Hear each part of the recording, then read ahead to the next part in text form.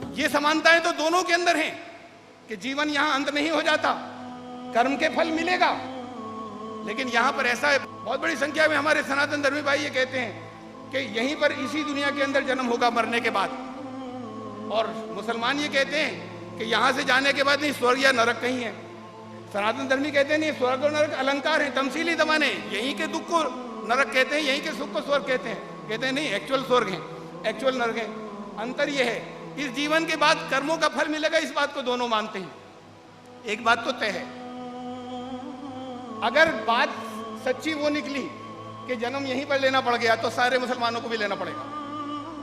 और अगर बात सच्ची ये निकली कि यहां पर वापसी नहीं होगी, हमेशा का स्वर्ग और हमेशा का नरक कहीं और है, तो सारे हिंदुओं के साथ भी ऐसा ही होगा दोनों एक। ऐसा नहीं है कि जो ये मानता है उसके साथ उसको यहां पर जन्म दे दिया जाए, जो जन्म को मानता है, जन्म को नहीं मानता उसके लिए हमेशा का स्वर्ग हमेशा का नरक हो जाए। होना तो सबके साथ में एक ही है।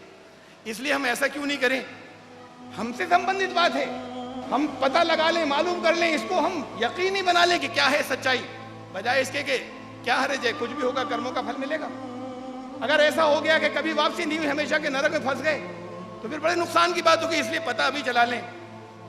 यहां पर मैं सिर्फ एक बात रखना चाहता हूं, यहां पर अपने सनातन धर्मी भाइयों से कहना चाहता हूं, हिंदू भाइयों से बहुत अदब से, जितने लोग दुनिया से जाते हैं, यहां जितने हिंदू भाई दुनिया से जाते हैं, उनके अंतिम संस्कार के वक्त, उससे पहले उनके ऊपर उनकी आत्मा की शांति के लिए कुछ पाठ करने के लिए आते हैं ब्राह्मण। वो आत्मा की शांति के लिए कुछ पाठ करते हैं और चले जाते हैं। उनको फीस भी दी जाती है। फीस तो आजकल सारे धर्म के लोग लेते हैं। कहीं धर्म की बात बताने जाए तो फीस तो अपनी लेते ही लेते हैं, वो चाहे मुसलमानों में हो और चाहे वो हिंदुओं के अंदर हो। तो वो आते हैं आत्मा की शांति के लिए, अपनी फीस लेकर चले जाते हैं। वो कहते हैं आत्मा की शांति हो गई। आम लोगों को, आम हिंदुओं को याद नहीं है कि उन्होंने पाठ क्या किया था जिससे आत्मा की शांति हो गई। जब उन्होंने हम बताते हैं कि क्या किया था तो सब कहते हैं हाँ बिल्कुल ठीक कह रहे हैं, गरुड़ पुराण का पाठ करते हैं। जब उन्हें याद दिलाते हैं कि गरुड़ पुराण का पाठ किया था तो कहते हैं हाँ गरुड़ पुराण का पाठ करते हैं। अब इतनी बात हो गई, गरुड़ पुराण में क्या किया था वो तो उन्होंने संस्कृत में किया था, ये नहीं मालूम वहां के लोगों को। मैं आपको बताता हूं चंद जुमलों के अंदर के गरुड़ पुराण में क्या है। 2 भाग हैं उसके। सबसे पहले आत्मा को संबोधन होता है, वो जो पाठ करते हैं, हे आत्मा, अगर तूने यहाँ पर बुरे कर्म किए थे, अब बड़ी लंबी डिटेल है, अमुक ये फला फला अमुक अमुक ये बुरे कर्म किए थे, तो अब यम के दूत तुझे लेने आ गए हैं, मौत के फरिश्ते।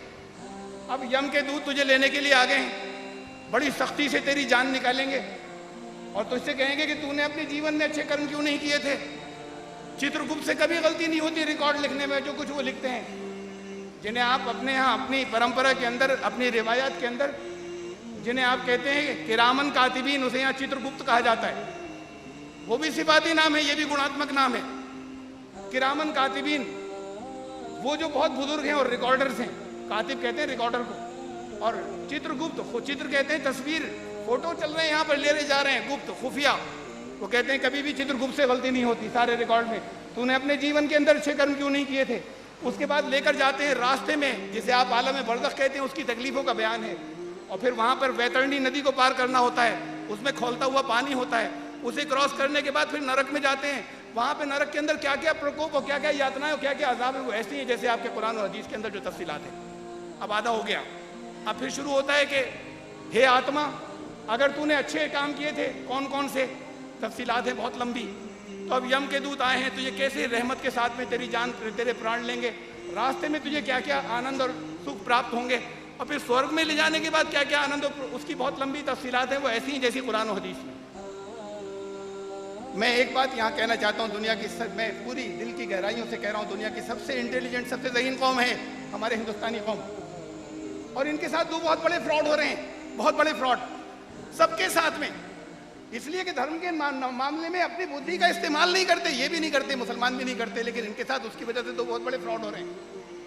पहला जो छोटा फ्रॉड है वो ये कि उन्होंने तो एक पाठ किया, उन्होंने कहा आत्मा की शांति हो गई, उन्होंने फीस ली और चले गए, और उन्होंने कहा कि आत्मा की शांति हो गई कहकर तो वो ये गए, अगर तूने पाप किए थे तो अब नरक में जा रहा है, उससे कहकर ये गए कि अब तू नरक में जा रहा है, पाप किए थे, उन्होंने फीस ली और कहा इसकी आत्मा की शांति हो गई। ये पहला फ्रॉड, और ये छोटा फ्रॉड है। बड़ा फ्रॉड, दूसरा फ्रॉड ये है कि ये बात जिंदगी में बताने की थी कि तू स्वर्ग या नरक तुझे जाना है, हर जिंदा को बताते हैं कि तेरा यहां जन्म होगा, मरने के बाद। और हर मरने वाले के ऊपर ये पाठ किया जाता है कि अब तुझे स्वर्ग जाना है या नरक जाना है।